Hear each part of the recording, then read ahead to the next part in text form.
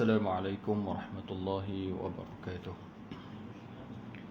إلى شرف النبي مصطفى سيدنا رسول الله صلى الله عليه وسلم وعلى آله وذرياته أجمعين، بالخصوص إلى روح المؤلف سليمان عند بكرام الفاتحة. أعوذ بالله من الشيطان الرجيم. بسم الله الرحمن الرحيم. الحمد لله رب العالمين، الرحمن الرحيم، مالك يوم الدين، إياك نعبد وإياك نستعين، اهدنا الصراط المستقيم، صراط الذين أنعمت عليهم غير المغضوب عليهم ولا الضالين، آمين. الحمد لله والصلاة والسلام على سيدنا محمد رسول الله صلى الله عليه وسلم وعلى آله وأصحابه أجمعين. رب اشرح لي صدري ويسر لي أمري واحلل عقدة من لساني يفقه قولي. سبحانك لا علم لنا إلا ما علمتنا إنك أنت العليم الحكيم. ولا حول ولا قوة إلا بالله العلي العظيم. ولا حول ولا قوة إلا بالله العلي العظيم. ولا حول ولا قوة إلا بالله العلي العظيم. أما بعد. Yang saya hormati pengurusi Kuasa Surau Al-Husna Taman Delima, pemimpin masyarakat, abang-abang, kakak-kakak muslimin muslimat ahli jamaah, mudah-mudahan kita dirahmati Allah Subhanahu wa taala dalam pertemuan kita ini, mana Allah Ta'ala menjanjikan balasan yang baik, fadilat yang terbaik pada orang yang menuntut ilmu. Tuan-tuan yang dirahmati Allah Subhanahu wa Ta'ala, minggu lepas kita masuk pada perbahasan pertama berkaitan dengan rukun Islam, iaitu mengucap dua kalimah syahadah. Nak mengucap dua kalimah syahadah ini iaitu asyhadu an la ilaha illallah wa asyhadu anna Muhammadar Rasulullah. Yang erti maksudnya, aku bersaksi bahawa tiada Tuhan melainkan Allah, dan aku bersaksi bahawa Nabi Muhammad itu pesuruh Allah. Bersaksi di sini bukan maksud menyaksikan. No. Siapa boleh menyatakan bahawa saksi itu dia pernah tengok Tuhan, boleh sebut. Ya, saksi kita Tuhan tu ada. Macam kita kata kalau saksi orang khalwat ni saya nampak, macam tu. Bukan maksud seperti itu. Bersaksi ini bermaksud menyatakan keyakinan kita bahawa tiada Tuhan melainkan Allah. Maksudnya kita melafazkan itu sebagai menyatakan bahawa, menyatakan keyakinan kita berdasarkan kepada dalil dan bukti-bukti akal yang boleh diterima oleh kita bahawa tiada Tuhan yang lain melainkan Allah Subhanahu wa taala. Itu konsep dia.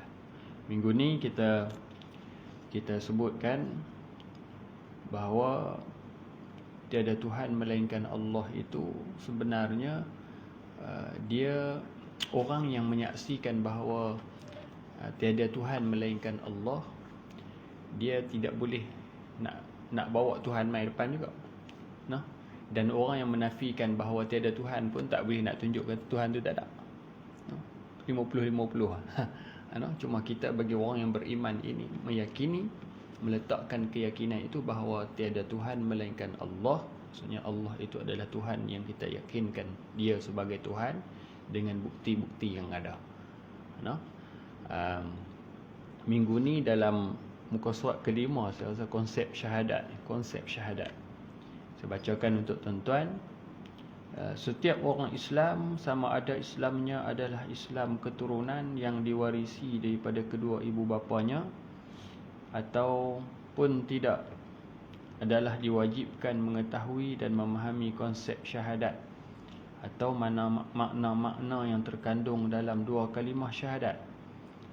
Ini adalah disebabkan semakin luas dan mendalam kita mengetahui, mengerti dan memahami konsep syahadat, maka semakin kuat dan teguhlah kesedaran dan keimanan untuk menunaikan tuntutan dua kalimah syahadah itu. Setiap orang Islam, sama ada yang seumpama kita ini, Yang Islamnya melalui zurat keturunan ibu ayah kita. Lahir saja kita setelah Islam, no? Diwajibkan untuk mengetahui dan memahami konsep syahadat itu, no? Dia sebut itu. Atau makna-makna yang terkandung dalam dua kalimah syahadat yang kita sebut, cuba huraikan sikit. Meyakini tiada Tuhan melainkan Allah dengan lafaz tadi, no? Sama ada yang Islam secara keturunan ataupun sama ada yang baru memeluk Islam, no?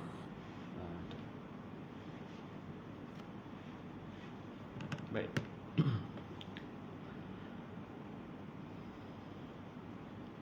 Yang pertama dibuktikan dengan mendirikan sembahyang 5 waktu yang merupakan sebagai tiang kepada kebesaran Islam. Bila seseorang itu melafazkan bahawa tiada Tuhan melainkan Allah dan Nabi Muhammad itu pesuruh Allah, maka lafaz keyakinan, penerimaan baginya untuk ada Tuhan bagi dirinya itu perlu dibuktikan dengan perbuatan. Maksudnya diiringi dengan rukun Islam yang kedua, ketiga dan seterusnya, no? Yang pertama dibuktikan dengan mendirikan sembahyang 5 waktu, no? Setiap pertama ada, kadang-kadang kita tengok ada orang yang dah lama Islam, dari kecilnya dah Islam, bila mai urusan sembahyang ni diabaikan, no? Diabaikan, jadi ketinggalan, no? Sebab sembahyang ni pun kalau disebut siapa pernah tengok Tuhan? Tak pernah, no? Orang yang beriman pun tak pernah tengok Tuhan. Orang yang tak beriman pun tak pernah tengok. Dia kata tak ada, no? Bukti tak ada pun tak boleh nak abang, kan? Macam tu juga kalau hal berkaitan dengan sembahyang. Siapa pernah tengok sembahyang? Tadi kan tu orang sembahyang, no? Bukti sembahyang, pentakrifan sembahyang, as-salah, no? Af'alun muftatahatun, no? Sesuatu perbuatan yang dimulai dengan takbir, no? Aqwalun wa af'alun muftatahatun bitakbir wa mukhtatamatun bitaslim. Maksud sembahyang tu perbuatan yang dimulai dengan takbir, Allahu Akbar, dan disudahi dengan salam. Apa kalau orang buat satu ucapan, dia mulakan takbir Allahu Akbar, takbir Allahu Akbar, cakap wassalamualaikum warahmatullahi wabarakatuh. Juga menepati pentakrifan sembahyang, no? Sembahyang yang dimaksudkan ini, yang kita buat kadang-kadang semua orang sembahyang, tapi sembahyang tak sama. Tidak, kualiti sembahyang itu tak sama. Satu saf duduk, imam dengan imamnya, makmum dengan makmumnya, itu juga berbeza. Jadi dalam konsep syahadat ini akan menguatkan kita dalam hal berkaitan dengan solat. Bila kita bersyahadah tiada Tuhan melainkan Allah, di sini bila kita sembahyang, hati kita nak difokuskan. Sembahyang ini hanya dipersembahkan untuk Allah Subhanahu wa taala. Seolah-olah bagi orang yang makamnya tinggi itu, macam Sayyidina Nabi sallallahu alaihi wasallam, bila mendengar azan dah tak hiraukan hal dunia lagi. Sayyidina Ali bila dengar azan dalam keadaan kegarangannya, bila dengar azan muka jadi pucat, kita lagi merah muka. Berbeza, sebab seruan laungan yang mereka dengar ini adalah laungan menuju kepada Allah, panggilan untuk menghadap Allah. Maka asal lain. Tapi kita dengar semayang, dengar azan ni, panggilan azan ni kita dengar macam mana? Berbeza juga. Kalau bagi hati kita yang ahli jamaah surau ni, bila dengar azan jadi kita tak tenang ni, no? Duduk di rumah jadi kalut. Waktu ni aku dah kena ada di surau, tapi hari ni terlewat, balik lambat dan sebagainya, ada urusan, ada sikit tertangguh dalam rumah tu, kita tak boleh dengar. Selalu kita bila azan duduk dalam surau dah. Hari ni kita bila azan dilaungkan, kita duduk dalam rumah lagi, tak duduk kintola lagi, tak dan. Jadi hati kita macam mana? Saya selalu orang asal aku tu Allah, dia tak dan, kalut. Jadi macam tu. Ini beza bila kita berpegang dengan konsep menyaksikan bahawa, meyakinkan diri kita bahawa tiada Tuhan melainkan Allah. Sembahyang ini yang pertama dibuktikan, sebab kita menyembah Tuhan yang kita yakin, yang kita tak pernah tengok. Dibuktikan dengan mendirikan sembahyang 5 waktu yang merupakan sebagai tiang kepada kebesaran Islam. Bagi orang yang betul-betul memahami konsep syahadah ni, dia tak akan tinggal sembahyang. Sebab sembahyang ini hak Tuhan yang dia yakin. Hubungannya, kita tetap melakukan hubungan dengan Allah Subhanahu Wa Taala tanpa putus, sehari semalam 5 waktu. Ini dengan Allah, ini hubungan dengan Allah, bukan hubungan dengan manusia. Saya juga selalu pesan, kadang-kadang ada kesempatan dengan anak-anak muda yang kita panggil masuk. Kata, bila kita tanya tuan-tuan, sedih nak menikah ni, semayang duk tulang caling ni. Bila nak menikah ni, dia mengaku habis. Semayang cukup. Saya tak ni, tak murung dosa. Abang betul siap kadang cukup, kadang tak. Ni anak-anak muda, anak-anak kita. Saya sebut ni, orang lain supaya jadi pengajaran kepada anak-anak kita. Kurang-kurang saya buat bidang lain mereka, duduk bukan bidang agama pun, biarlah mereka ni menjadi anak-anak yang menjaga solat. Di depan mata kita, di belakang kita, duduk jauh daripada kita pun semayang tak pernah tinggal. Sebab juga ini juga satu buat kita untuk memastikan walaupun kita ni antara orang yang berpegang dengan agama, dengan kita seorang saja, biar anak-anak kita juga mengikuti jejak langkah kita. Kena bimbing daripada kecil. Semayang, pastikan semayang ni perlu diperingatkan selalu, sampai besar. Yang macam tu. Baik. Yang keduanya dibuktikan dengan menunaikan zakat. Qamis salah wa ita'iz zakah. Tak puasa lu. Itu ikut turutan hadis Nabi SAW. Sebab zakat ini juga penting. Penting dalam kehidupan. Sembahyang untuk diri sendiri, zakat untuk masyarakat, orang ramai. Ibadat untuk diri, hubungan kita dengan Allah. Yang zakat ini hubungan kita dengan orang ramai. Hak orang ramai yang kita jaga dalam kantung kita. Ni kalau cakap dengan tuan-tuan, tak apa nak nampak. Cakap dengan petani ni, sekarang ni kita tengok isu zakat, Alhamdulillah. Di kalangan kita yang kerja makan gaji ni, kebanyakannya buat urusan potongan gaji, tak ada fikir, wakil kepada amil zakat untuk buat potongan gaji dan untuk keluarkan daripada pendapatan kita. Jadi petani, golongan petani lah ni, kalau isu ikut nisbah peratus zakat dia semakin kurang. Dia kata pasal apa? Saya bendang kambuh buat taman banyak. Bukan isu tu. Sebab dulu orang kutip zakat, dulu dikeluarkan zakat dan sebagainya dengan dikod padi tersebut. Orang tua-tua dulu gundi padi ni, dia tak nampak duit lagi padi tu tak pergi hilang. Hari ni nampak gundi, 10 gundi dapat, cabut satu, keluar zakat terus sebelum padi tu sampai ke kilang. Hari ni isu dia, petani kita ni, padi naik atas lori, tunjuk cek terus mai. Bila tunjuk cek, dia kira semua. Tak boleh keluar ni, tak untung. Dia kata nak belanja anak apa semua, dia kira dah anak dia di universiti dan sebagainya.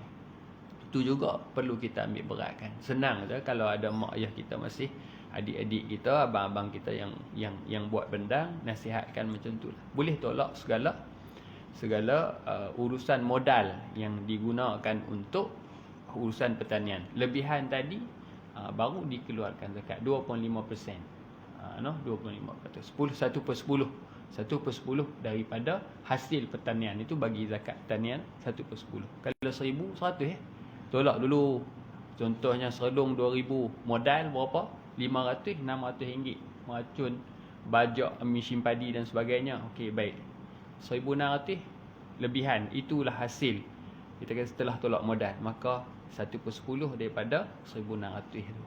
Itulah lebih kurang yang kita boleh sebutkan secara ringkas berkaitan dengan zakat. Hak orang dalam urusan kerja kita. Yang tadi hubungan kita dengan Allah, zakat ini boleh dikaitkan hubungan kita dengan manusia sekeliling. Hatta kadang-kadang kita keluarkan zakat ni, orang lain terima tu tak kenal pun kita. Kita kata tak perlu pun kenal kita, sebab yang ada yang kita keluarkan ini bukan hak kita, hak orang. Siapa ditentukan dengan asnaf-asnafnya yang tertentu. Baik.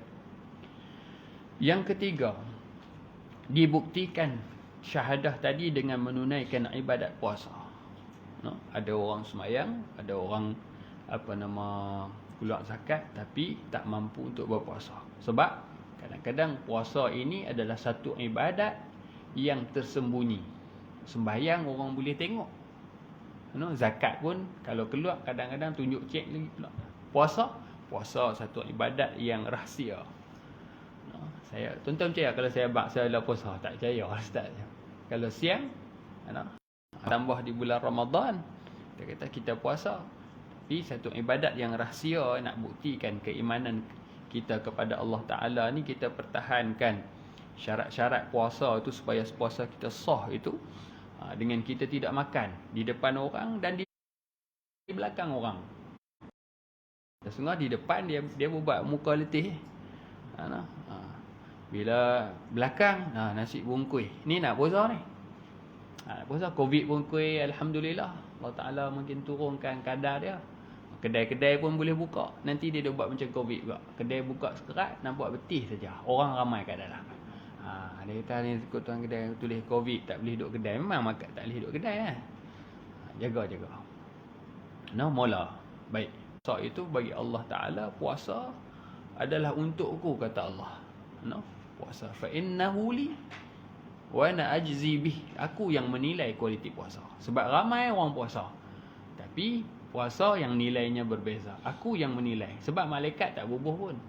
Ada orang yang puasa sebegini, pahalanya berapa? Tidak ada. Solat ada, sembahyang berjemaah ada satu. Sembahyang berjemaah 27, sembahyang satu ada satu pahala. Puasa ada. Wa ana ajzi bih. Itu yang dinilai Allah Ta'ala. Kalau tinggi nilai puasanya, banyak pahalanya. Kita nak cari puasa itu, dia ada perbahasan yang lain, puasa yang terbaik, yang sebagaimana yang diterangkan oleh para ulama. Yang keempatnya, dibuktikan dengan menunaikan ibadat haji ke Mekah bagi yang berkuasa sekali seumur hidup. Himpun duit tak pergi London. Kita kalau ada duit banyak, kita kata kita boleh ke mana-mana. Ada setengah orang ada duit dulu, dia kata baik sebelum pergi Mekah kita pergi berjalan dulu. Sebab tumpang mudah. Bagi orang yang betul-betul konsep syahadat ini, agama, tuntutan agama, kewajipan itu ditunaikan dahulu dengan menunaikan haji. Kos pergi London sama pergi Mekah. Mudah ke tak? Pergi Mekah ni orang panggil haji rasa macam tu. Bukan macam tu. Ni dia tunggu bagi yang berkuasa. Tenaga kena ada nak pergi Mekah. Pasal apa kita tunggu masa tu orang nak pergi Mekah? Masa tu lah jadi masalah. 60 kah? 60, 55 ke bawah ya. Yang berumur ni mudah-mudahan Allah Ta'ala angkat. Tu tak cucuk pula. Lah nak kena cucuk dulu. Cucuk lah. Kami dah lagi tunggu. Siapa tak cucuk tak boleh pergi. Syarat dia banyak, kuota dan sebagainya. Jadi kalau ada yang berkemampuan, perlu ada keazaman dalam dirinya untuk menunaikan haji ini pada usia yang paling awal. Rancang. Kalau kita dah terlambat, kita kena rancang untuk anak-anak kita. Daftar mereka, kalau sistem baru lah, kena daftar ikut queue mereka kata kan. Daftar awal. Nak pergi tak pergi, mereka duduk tengah you biar pergi Tunggu giliran. Kalau tak boleh pergi masa tu, buat penangguhan dan sebagainya. Ada sistem lah. Jangan kita kata hampa daftar negeri. Ni juga diperingat. Saya selalu peringat kepada pengantin yang duduk daftar haji, daftar dua-dua sekali. Dah tumpang ada pasangan ni, daftar. Sebab memang menunaikan haji ni memerlukan tenaga. Ada tak haji ni, kita dah pergi haji, kita tengok suasana orang tua-tua yang pergi haji ni kadang-kadang dengan suasana panas tak sempurna juga nak menunaikan haji ni. Nak buat umrah, kita dah lama sekali nak pergi, nak umrah buat bagi banyak kali, boleh buat sebelum main musim haji ataupun dah selepas haji, nak berulang alik. Perlukan tenaga sebab dia nak kena berjalan. Sa'i saja pun penat. Kalau duk training kayu gerak boleh gerak. Yang tu berkaitan simple lah. Kita kena tak bila ada kemampuan kewangan ini, sekurang-kurangnya takut masa kita ada kemampuan ni kita pergi kot lain. Maksudnya kewajipan itu telah terlaksana atas diri kita. Sebab apa? Kamu dah mampu, kamu sihat, kamu boleh minta dan sebagainya. Kita pergi kot lain dulu. Maksudnya kita meninggalkan kewajipan untuk menaikkan haji. Mai satu masa, duk tunggu 60 apa 40 kena nanti maneh lah. Mula lah. Dia jadi risiko. Masa tu, adakah kewajipan tadi tergugur? Kita kata saya tak ada pergi Ustaz. Saya dah mula uzur. Ni tak apa lah. Ni masa kuat dulu, kenapa tak buat? Jangan kita rasa main masa sampai kita tak boleh pergi, tak lah rasa sakit. Keguguran itu berlaku. Tak. Masa sihat dulu di mana? Okey, masa sihat dulu duit tak ada, tak apa. Kurang. Terhalang. perjalanan dan sebagainya kerana tidak mampu. Tapi kalau ada kemampuan yang banyak ketika muda ini, kita abaikan urusan kewajipan haji, kita tangguhkan ke tempat-tempat yang lain untuk menunaikan tuntutan kehendak kita ni, seronok kita zaman muda ni, pergi Kashmir, duduk dalam pokok bunga, apa semua. Main berumur sikit selepas tu kita uzur. Tak gugur jangan mudah-mudah tu. Macam orang yang melalaikan solat. Melalaikan solat. Adakah tuntutan solat kat atas diri dia? Kalau dia buat masa ada masa ni dia duk elok, masuk waktu tak semayang, duk ghalib ikut lain, mati. Gugur tak tuntutan dia? Ustaz, dia tak ada semayang tak tadi? Pukul berapa? Lohor masuk pukul 1:30. Dia mati pukul 3 tengah-tengah Hindustan. Nak abang simple contoh mudah. Adakah terangkat kewajipan dia untuk solat pada ketika itu? Maksud kewajipan dah berlaku, cuma tak melaksanakan. Itu tujuan, maksudnya disebut ni, kita melengah-lengahkan ibadah. Tuntutan Allah Ta'ala bila kita mampu tapi kita tak buat, kita tangguhkan. Yang kelimanya, kezuhudan hidup di dunia ini dengan meninggalkan dosa-dosa besar. Tadi dah masuk syahadah 1, 2, 3, 4 tu dah masuk rukun Islam. Kezuhudan hidup di dunia ini dengan meninggalkan dosa-dosa besar. Zuhud ni bukan pakai lekeh. Kita bagi nampak orang kata lekeh zuhud. Tak, zuhud ni maksudnya hati kita ni dia duduk dalam hati. Hati kita ni tak terkawal, tak dikawal oleh keduniaan. Ada zaman sahabat Nabi SAW, Sayyidina Uthman orang kaya zuhud, Sayyidina Abu Bakar kaya zuhud. Tengok mereka bila Rasulullah kata siapa yang nak sumbang ni, nak perang ni, kita tak ada dana, Sayyidina Abu Bakar ambillah Rasulullah semua daripada hartaku. Zuhud. Hatta baginda SAW ni zuhud. Yang cerita kisah sebelum Nabi wafat ni, dalam rumah dia ada beberapa dinar dikeluarkan untuk diagihkan supaya tidak ada apa. Sebab dunia tak ada bagi mereka. Baginda SAW ada yang terbaik di kalangan, lebih daripada sahabat. Sayyidina Abu Bakar bila tanya, apa yang kamu tinggalkan untuk kamu, untuk anak-anak kamu? Dah bagi dah harta sumbang.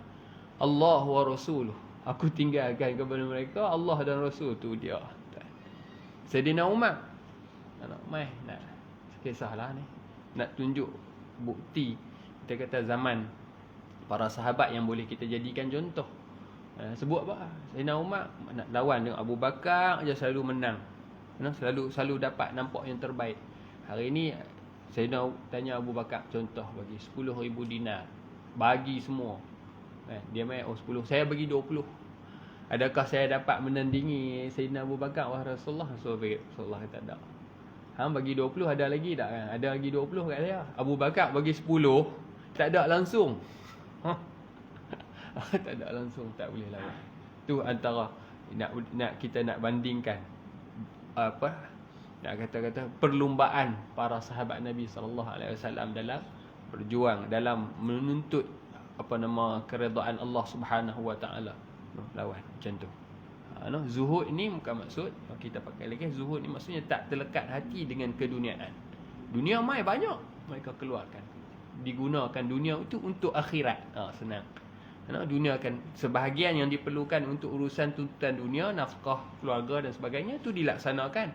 Bukan maksud dia zuhud habis anak-anak apa semua kena jadi susah hidup minta sedekah. Tak. Tuntutan hak atas dunia ini dilaksanakan dengan sepenuhnya. Yang lebihnya itu diagihkan supaya tidak terlekat hati mereka dengan dunia. Meninggalkan dosa-dosa besar. Itu salah satu perkaranya. Tak buat dosa besar. Dosa besar. Nanti kita bahas nanti lah. Asik. Dosa besar ni cakap bohong, zina, minum arak, itu benda-benda dosa-dosa besar.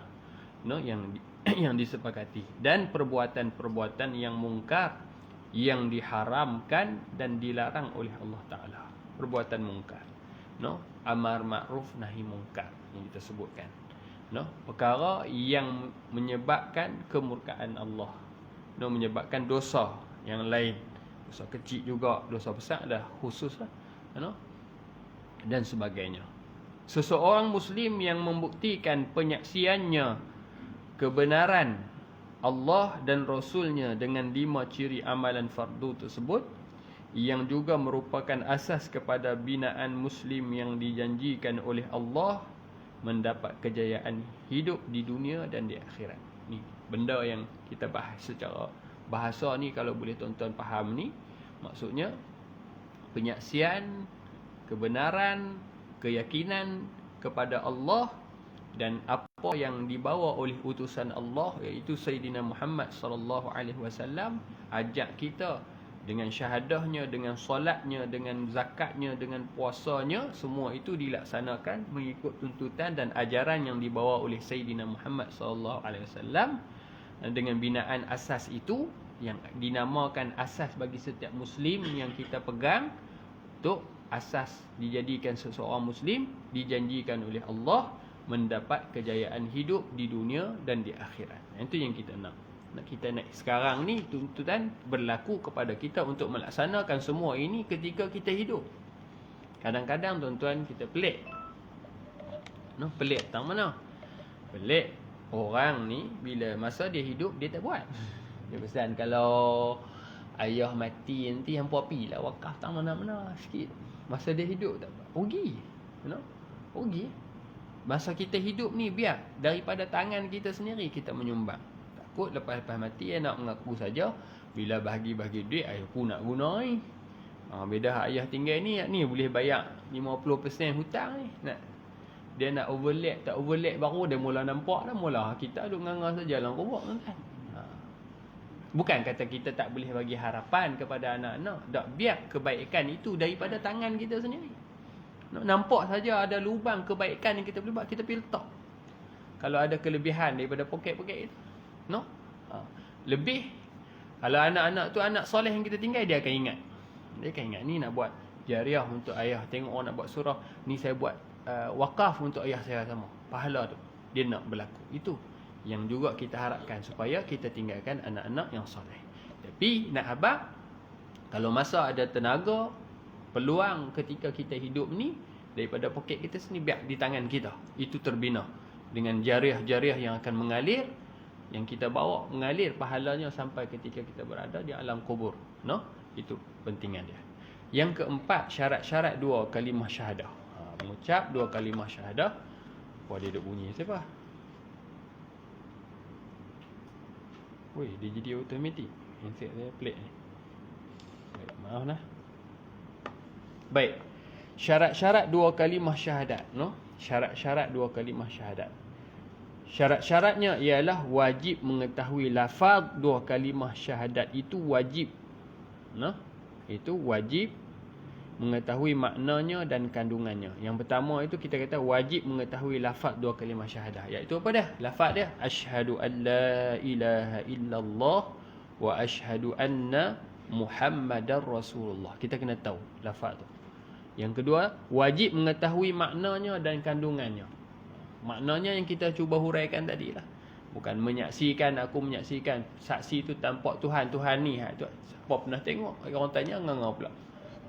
Kita kata menyatakan dengan yakin. Syahadah ni maksudnya pengakuan. Kalau tuan-tuan keluar universiti, habis mengaji 4 tahun, anak-anak kita dia panggil ijazah. Ijazah high scroll tu dia bagi tu, CJ tu apa dah? Pengakuan kata orang ni dah mengikuti kursus kurikulum yang dah ditetapkan. Macam tu lah. Kalau ngaji sekolah pondok ni, sekolah agama ni, dia keluar syahadah, nama syahadah. Apa dia syahadah? Syahadah 4 senawi dia tulis lah. Mengaji dah apa semua, selesai markah dia berapa, kefahaman, kebolehan orang ni. Itu nak meyakinkan supaya mana syahadat, tengok sijil. Ni dibuktikan begitu. Bagi kita, syahadah yang kita maksudkan pembuktian kita dengan rukun-rukun yang tadi, dan yang kita akui ini adalah keyakinan kita kepada Allah Subhanahu Wa Taala. Itu yang nak ditahu. Bila kita lafaz itu, ini yang kita pegang. Keyakinan kita kepada Allah dan keyakinan kita kepada Rasulullah. Yang kedua, wajib mengikrar dengan lidahnya serta hendaklah mengucapkan, yakni membaca dua kalimah syahadat dengan selengkapnya. Bila orang yang Islam ataupun nak masuk Islam, dia wajib ikrar, sebut dua kalimah syahadah tadi dengan lidah dia. Kalau bisu Ustaz, isyarat. Mana? Isyarat. Nak suruh cakap balik ke mana? Isyarat. Sebut. Baik. dengan lidahnya serta mengucapkan, yakni membaca dua kalimah syahadat itu dengan selengkapnya. Dia kena sebut secara lengkap. Bagi betul. Ikut. Satu. Asyhadu alla ilaha illallah. Dan dia memahami. Nanti difahamkan dengan maksud-maksud syahadat tadi. Yang ketiga, wajib meyakini maksudnya dan tidak mempunyai keraguan atau merasa sangsi kebenaran isi dua kalimah syahadah. Bagi orang yang mengucap ini, dia kena yakin apa yang dia lafazkan tadi, tiada Tuhan melainkan Allah, itu dilafazkan dengan yakin lahir dalam diri. Sebab tu dengan keyakinan ini tidak dinilai oleh orang ramai. Tak, dia mengucap nak menikah tu. Dah jangan nilai tu. Dia sendiri terima. Tak boleh kira, tak. Hak tu dalaman. Kita di luar ni tak nilai pada secara zahir. Baik. Maksudnya dan tidak mempunyai keraguan. Baik, ni nak syarat dua kalimah syahadat bagi orang yang melafazkan tu sendiri. Supaya syahadat dia diterima dan diakui oleh orang ramai. Orang lain bila mengucap duduk luar ni kata dia Islam. Allah terima dia sebagai seorang Muslim. Allah terima sebagai seorang Muslim mesti mengikut syarat-syarat ni. Mengucap dengan lidah dia, mengakui dengan lidah dan memahami apa yang dia ucapkan dan meyakinkan diri dia dengan apa yang dia ucapkan tanpa ada keraguan. Itu bagi orang yang melakukan syahadat tersebut. Tidak mempunyai keraguan atau merasa sangsi kebenaran isi dua kalimah syahadah. Dia buat ragu. Tang Allah tak apa, tang Muhammad tu tak apa. Tak boleh. Kalau dia duk rasa sangsi, walaupun di mulut melafazkan, hati merasa sangsi, maksudnya dari segi penerimaan dia Muslim, dia di sisi Allah Subhanahu Wa Taala, situ sangkut. Dia kena yakin pada dua kalimah tadi. Tiada Tuhan melainkan Allah dan Nabi Muhammad itu pesuruh Allah. Yang keempat, hendaklah yakin serta mengamalkan tuntutan dan kehendak-kehendak dua kalimah syahadat itu dan menolak segala apa jua yang bertentangan dengan maksud yang terkandung di dalam dua kalimah syahadah. Yakin dan mengamalkan tuntutan. Bila mengaku bahawa tiada Tuhan melainkan Allah, jadi kita nak buat apa? Jadi kita nak kena ikut yang kita mengaku sebagai Tuhan itu, apa suruhannya. Dia suruh melalui siapa? Dia suruh melalui siapa? Maksudnya tidak ada Allah sahaja yang kita terima, Nabi kita, Rasulullah kita tak terima, tak boleh. Sebab Allah kita terima sebagai Tuhan kita. Dia ada orang yang membawa syariat Allah Subhanahu Wa Taala, iaitu baginda Nabi sallallahu alaihi wasallam. Dan menolak segala apa jua yang bertentangan. Apa sahaja ada dua yang lain, pendua lain selain Allah, maka ditolak. Dengan maksud yang terkandung dalam dua kalimah syahadah. Baik. Dan sikit lagi satu tajuk. Habislah muka surat ni. Hukum-hukum yang berhubung dengan dua kalimah syahadat. Hukum-hukum yang berhubung dengan dua kalimah syahadat. Seseorang yang telah melafazkan syahadat dengan kerelaan dan kesedarannya sendiri. Dia lafaz ini dengan syahadat ini dengan rela dan sedar dirinya itu dengan tujuan menganut Islam. Dia sebut ni kerana apa? Saya nak masuk Islam. Nak jadi Muslim. Maka diajar lafaz syahadat itu, dia sedar dan rela. Maka dengan itu sahlah dia menjadi seorang Muslim. Sah. Jadi seorang Muslim. Ada satu pendapat tu kata, tidak semudah itu seseorang akan masuk ke dalam syurga dengan mengucapkan man qala la ilaha illallah dakhala al-jannah. Sebab Allah kata yang masuk syurga itu bukan Muslim, mukmin. Muttaqin. Kan? Itu beza dia. Sebab seseorang bila mengucap, dia masih lagi tergantung dengan musliman dia itu. Baik. Tidak ada seorang pun yang dapat mengecap atau menuduh atau menghukum seseorang itu menjadi kafir melainkan Allah sahaja. Yang tu nak abang. Bila dia mengucap, kita terima dia sebagai seorang Muslim. Kita kata ni tengah ni tak boleh kira apa lagi. Kita nak tengok dulu seminggu dia kadang-kadang kecoh. Kaki tipu dah. Tak boleh. Bila dia mengucap secara rela, maka sahlah dia menjadi Muslim dan tertakluklah dia pada hukum-hukum syariat Islam. Bila dia mengucap, maka kalau perjalanan hukum-hukum hudud, qisas dan sebagainya, maka terlaksana. Kalau dia bunuh orang, kena qisas. Dia macam tu. Perjalanan. Ataupun syariat-syariat Islam, maka bila dia mengucap, wajiblah kewajipan kat atas dia, semayang, puasa, zakat kalau dia orang yang kaya dan sebagainya. Maka adalah taklif-taklif tersebut. Baik. Menurut pendapat Profesor Madya Sulaiman Yassin, UKM, dalam bukunya Pengantar Akidah halaman 167, antara lain pendapatnya disebutkan Profesor Madya Sulaiman Yassin ini dinukilkan. Dia kata apa? Seseorang Islam itu tidak boleh dihukum kafir yang mengeluarkan dirinya daripada Islamnya, melainkan dengan sebab-sebab yang telah dinaskan oleh Islam, bahawa setiap mereka yang melakukan sebab-sebab berikut adalah kafir. Kita tak boleh tengok kawan kita kawan dengan orang bukan Islam, kafir tu. Tak boleh. Dia bukan macam tu. Kecuali lah dia melakukan ataupun apa yang dibuat tu ada sebab-sebab yang menyebabkan berikut adalah kafir. Contohnya, dia semayang di masjid, dia pergi kat Tok Kong, dia pun semayang juga. Contoh bukti tu yang menyebabkan perbuatan itu jelas secara zahirnya. Perbuatan itu menyebabkan dia keluar daripada Islam. Contohnya, ataupun dengan pengakuannya, bukti saya tak percaya itu boleh minggu ni saya tak percaya, saya jumpa kawan saya sembang tak percaya dia boleh sebut ni menyebabkan kamu dah memang betul. Saya duk sebut tak mau ulas lah ada isu-isu ni kan. Banyak sangat orang ulas tak sah. Kita mengaji pasal kita. Tu nak popular tak ada apa pun. Okey, baik. Sampai agama pun boleh buat main-main sampai tak tu. Tengok kekuatan ataupun dari segi undang-undang kita ni menjaga agama tak? Penganut agama tu sendiri tak? Tak boleh ambil tindakan apa lagi tu tak tahu. Duduk kat kita ke tu pun. Mengingkari dan mendustai setiap sesuatu yang telah dinaskan dan difardukan oleh Islam sebagai wajib diimani, sama ada keingkarannya itu dengan hatinya atau niatnya sahaja. Keingkaran ini tersembunyi dalam batin diri yang tidak diketahui melainkan oleh Allah, atau dengan lidah dan kata-katanya, atau apa jua yang diiktiraf sebagai kata-kata sahaja, seperti mengingkari, menafikan melalui kata-kata akan ketuhanan Allah, termasuk juga menghalalkan yang haram atau mengharamkan yang halal, sama ada keingkaran dengan lidah dan kata-kata itu atau kerana keangkuhan atau inatnya yang mempersendakan. Baik, ni bab ingkar. Tadi kita kata sebut mendustai apa yang dinaskan. Kita kata contoh lah, saya senang sebut lah. Kita kata hudud ini adalah hukum Allah, contoh. Ni bukan politik ni cerita sebab hudud hukum nama tu duduk dalam Quran. Nama dia kita kata tak bukan hukum Tuhan, hukum manusia buat. Boleh tak nafi?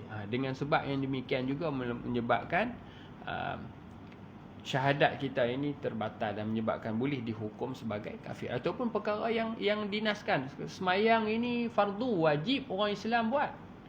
Mayatan kita mengucap semua selesai, tak semayang tak wajib Hukum wajib baru ni tak wajib. Semayang apa? Semayang tarawih. Memanglah semayang tarawih. Semayang 5 waktu wajib. Ada yang menafikan kewajipan yang telah diwajibkan Allah, menyebabkan seseorang itu juga boleh dihukum dengan kafir. Dari segi kata-katanya. Saya ada semayang, tapi dia kata semayang tu tak wajib. Dia kata, saya nak nafi kata semayang tak wajib, tapi saya ada semayang, saya buat. Bukan masalah buat. Masalah menafikan hukum yang Allah Ta'ala buat tu. Seperti yang juga menghalalkan yang haram. Zina boleh, tapi kena tengok zina ni. Kalau seseorang itu dia tempoh PKP tak boleh balik mai kat keluarga dia boleh berzina darurat. Contoh lah saya buat ni lah nak bagi tuan-tuan nampak. Dia akan pakai hukum tu boleh kah? Kalau kita lah pergi ke negara sebelah tu, pergi beli tikar tak ada balik, orang ketuk sepadan PKP, nak balik tak boleh. Contoh. Lepas tu buat hukum ni darurat dah ni. Boleh tak? Menghalang tak boleh. Hukum juga. Ataupun yang tajuk tadi contoh menghalalkan yang haram ni, ataupun mengharamkan yang halal, yang Allah Ta'ala halal makan, sembelihan, datang sembelihan, kita kata ni haram, tak boleh. Kita mengharamkan yang halal, yang Allah Ta'ala sendiri secara qat'i menghalalkan kepada Semua kita pergi ubah hukum tersebut yang telah Allah Ta'ala letakkan. Yang haram kita ubah kepada halal, yang Allah Ta'ala halalkan kita haramkan benda tersebut. Itu juga salah. Sama ada keingkaran dengan lidah dan kata-kata itu, atau kerana keangkuhan, keangkuhan atau inat, ya, untuk mempersendakannya, buat main-main, melawak-melawak, saya perhabis sikit lah. Melakukan amalan atau perbuatan yang ada nasnya bahawa semata-mata dengan melakukan perbuatan atau amalan itu menyebabkan dia kafir, seperti melakukan penyembahan yang dinaskan oleh Islam sebagai kafir. Tak boleh sembah berhala tapi buat.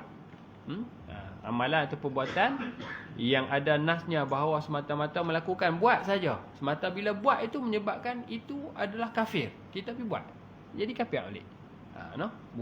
Bukan bayar. Nak jadi Islam, mengucap 2 kalimah syahadah, tepi jalan pun boleh.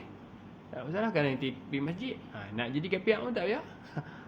Kata tu senipih kulit bawang. Kita nak duduk sebelah mana? Atau memakai sesuatu sebagai kafir, pakaian orang kafir. Maksudnya pakaian agama lah. Kita kata contoh apa? Contoh bila nak abang kata tasyabuh ni dengan agama ni, bagi nampak pakai pakaian Sami. Orang tahu dah. Bila pakai kain oren selepang macam tu, macam pakai umrah lah. Bukan salah Ustaz. Umrah ke ni orang pakai colour putih, tapi hang duk pakai warna agama yang seumpama pakaian tersebut, orang tahu pakai macam ni memang Sami. Hidup belik pergi masjid Syarifah, orang ligan keluar selera dah. Ini buat pelik-pelik. Itu sebagai pakaian kafir, maka jadi ya. Bukan nanti hidup kata mengucap aku tak mengaku lah, pakai tu. Kalau pakai perkataan tu, pakai kemeja, seluar, pakai tie kafir, tak. Itu bukan pakaian agama. Dia pakaian orang kata apa, satu-satu tempat, tradisi satu-satu bangsa dia lain pula. Atau memakai sesuatu sebagai kafir, dia kata apa? Atau memakai sesuatu yang melambangkan sebagai kepercayaan atau penyembahan dalam agama kafir. Macam kita sebut tadi, pakaian kafir. Contoh, saya senang contoh macam pakaian untuk Sami tu, kita nampak.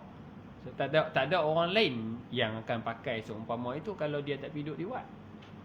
Tak semayang cara agama Buddha, kita pergi pakai, maka jadi kafir.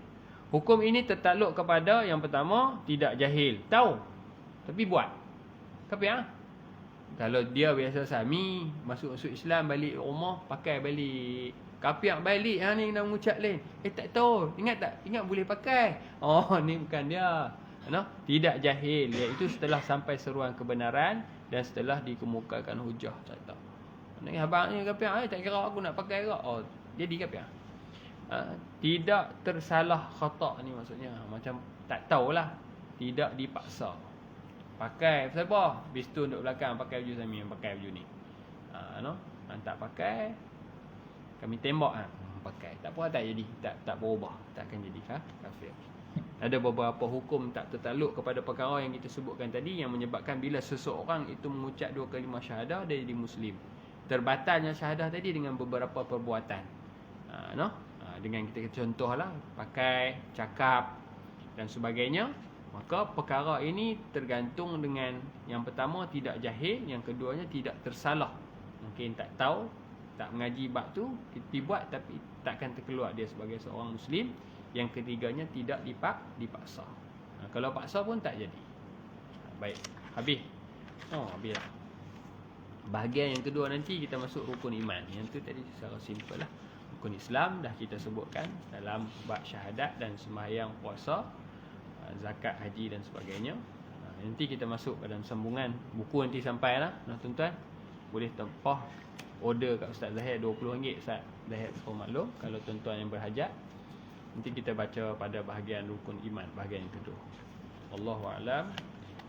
Tuan-tuan insya-Allah kita pakat-pakat lah baca surah Fatihah ni di akhir kuliah kita ni. Tawassul kita kepada Allah Subhanahu Wa Taala, mohon kekuatan, kesabaran kepada sahabat ahli jemaah kita, bami kita.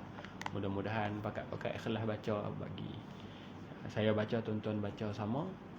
Mudah-mudahan Allah Ta'ala bagi kekuatan dan kesabaran, semangat kembali kepada mami kita untuk pulih dan sembuh. Dan dengan keberkat Fatihah ni kita mohonlah kesembuhan daripada Allah Subhanahu Wa Ta'ala. Bikramil Fatihah.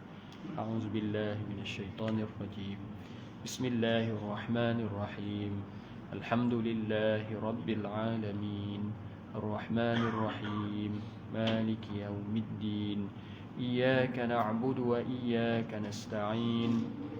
اهدنا الصراط المستقيم صراط الذين أنعمت عليهم غير المغضوب عليهم ولا الضالين آمين. بسم الله الرحمن الرحيم. الحمد لله رب العالمين والصلاة والسلام على أشرف الأنبياء والمرسلين وعلى آله وأصحابه أجمعين. اللهم علمنا ما ينفعنا وارزقنا علما. اللهم فقهنا في الدين وعلمنا التأويل واهدنا صراطك المستقيم. اللهم أنزل علينا دواء من دوائك وشفاء من شفائك وبركة من بركاتك ورحمة من رحمتك على هذه الأوجاع والأمراض والأسقام فتبرأ برحمتك يا أرحم الراحمين. ربنا عليك توكلنا وإليك أنبنا وإليك المصير. ربنا آتنا في الدنيا حسنة وفي الآخرة حسنة وقنا عذاب النار. وصلى الله على سيدنا محمد والحمد لله رب العالمين.